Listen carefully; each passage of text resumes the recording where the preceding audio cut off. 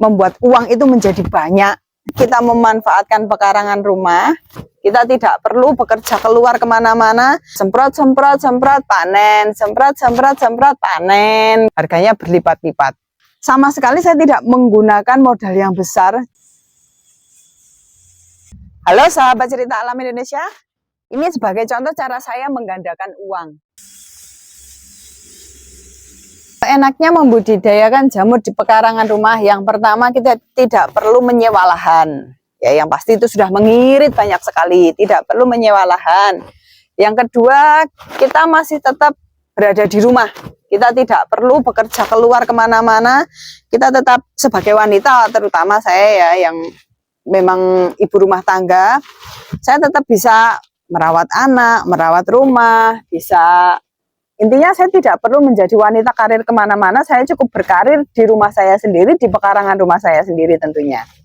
Lebih-lebih kita jadi petani jamur itu, kita tidak perlu, kita bekerja di rumah ya kan, kita tidak perlu kehujanan, kita tidak kepanasan, kita tetap bekerja, menghasilkan uang, tapi di dalam rumah, intinya di pekarangan rumah kita sendiri. Saya punya 4 kumbung, kalau untuk kumbung yang ini, kapasitasnya sekitar ada 5.000. Ada 5.000 backlog. Untuk sekali panen kurang lebih menghasilkan sekitar 4-5 kuintal. Dan jamur kuping ini kan panen setiap 1 bulan sekali ya. Jadi kalau misalnya kita melubanginya di tanggal 10 misalnya gitu ya. Jadi tanggal 10 bulan berikutnya kita sudah panen. Tanggal 10 bulan berikutnya pun kita akan panen lagi. Jadi panennya itu untuk setiap 1 bulan sekali. Dan untuk harga per kilonya kalau di sini masih di kisaran harga 12.000 sampai 14.000. Jadi tinggal dikalikan saja untuk hasil panennya berapa. Kalau untuk permodalannya, itu setiap 1 backlog ini harganya Rp2.200.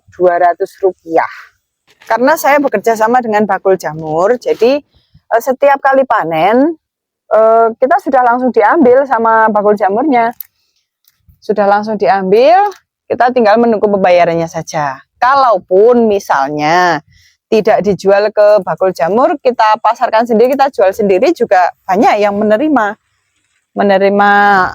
ini jamur kuping ini, baik bentuk basah maupun bentuk kering. Kalau bentuk basahnya kita jual di harga sekitar 12.000, 13 sampai 14.000. Kalau di harga kering, kita jual di harga kering justru harganya semakin tinggi, di angka 70 sampai 80.000 per kilonya.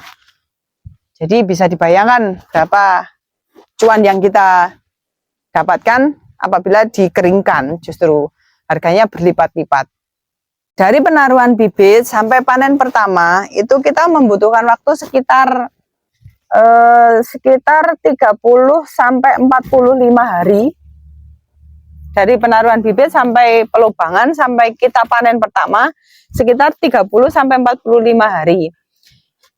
Di situ kita akan mendapatkan hasil, misalnya ini ya, misalnya seperti kumbung saya ini kapasitas 5.000 backlog. Untuk panen pertama kita akan menghasilkan jamur sekitar di 4-5 kuintal karena masih dalam lubang depan. Yang belakang ini belum dilubangi. Jadi kita baru memanen dari lubang yang depan saja. Itu kita sudah menghasilkan sekitar 4-5 kuintal. Nah, di panen yang kedua, 1 bulannya lagi, di panen berikutnya itu kita akan menghasilkan dari 2 lubang, lubang depan dan lubang belakang. Jadi kalau misalnya panen pertama kita menghasilkan sekitar 4-5 kuintal, di panen kedua kita bisa menghasilkan 2 kali lipatnya. Di sekitaran 8 sampai 1 ton di kapasitas 5.000 backlog. Tapi di panen yang ketiga mungkin agak merosot sedikit. Karena memang tingkat ketebalan jamurnya sudah berbeda. Keempat begitu juga, kelima begitu juga, sedikit merosot, tapi tetap hasilnya tetap bagus. Mereka akan tetap tumbuh, apa ya istilahnya, tahrib lah kalau bahasa Jawanya, atau tumbuh dengan tertib seperti ini. Ini sudah mau panen yang keempat, ini sudah masih tumbuh dengan tertib dan hasilnya juga masih bagus. Walaupun tingkat ketebalannya sudah berbeda dari yang panen pertama dan kedua.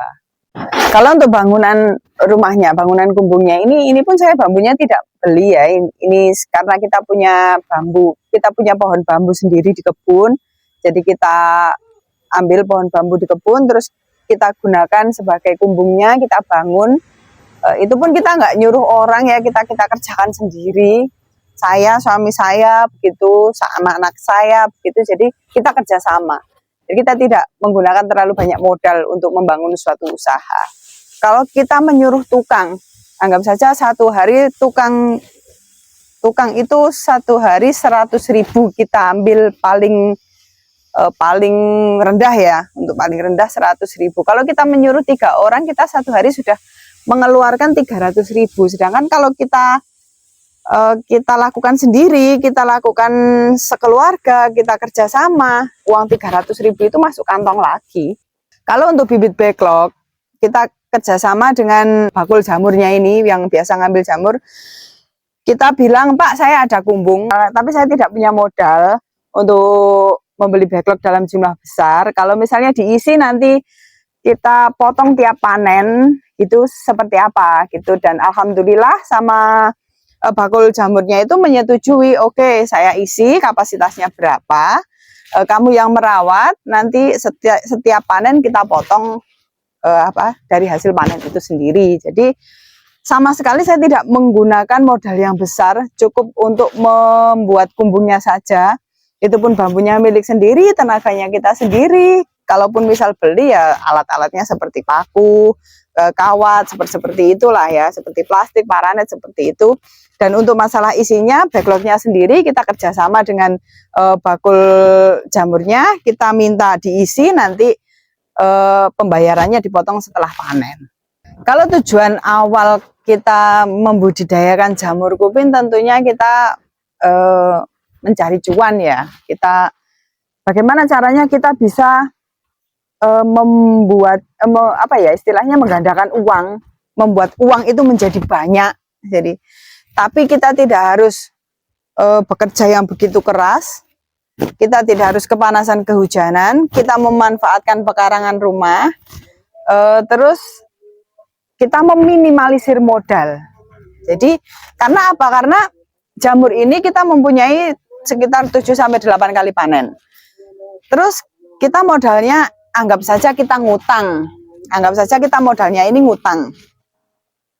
Kita harus punya target, oh aku 2 atau 3 kali panen aku harus bisa kembali modal. 2-3 kali panen harus sudah bisa mengembalikan modal. Jadi kita punya sekitar 4-5 kali panen sisanya itu milik kita sendiri, begitu. Jadi kita harus istilahnya kita memang harus cerdas. Jadi memang bagaimana supaya jamur ini bisa tumbuh dengan baik, supaya bisa tumbuh dengan subur. Kita harus benar-benar merawatnya, kita harus benar-benar mengontrolnya setiap hari. Kalaupun misalnya ada hama ya, hama, biasanya jamur ini hamanya krepes. Kita juga harus bisa bagaimana cara mengantisipasi krepesnya itu sendiri. Sepengalaman saya, bagaimana ketika jamur ini ada krepesnya. Kalau jamur ini ada krepesnya, di sini kita jangan kasih obat. Percuma, karena kalaupun dikasih obat, yang ada nanti jamurnya yang kalah.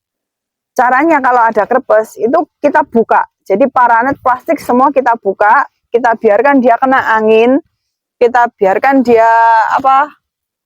kena sinar, bukan kena sinar matahari sih, dia istilahnya padang gitu ya, dia padang. Jadi nanti krepesnya itu tuh bakal hilang-hilang sendiri gitu.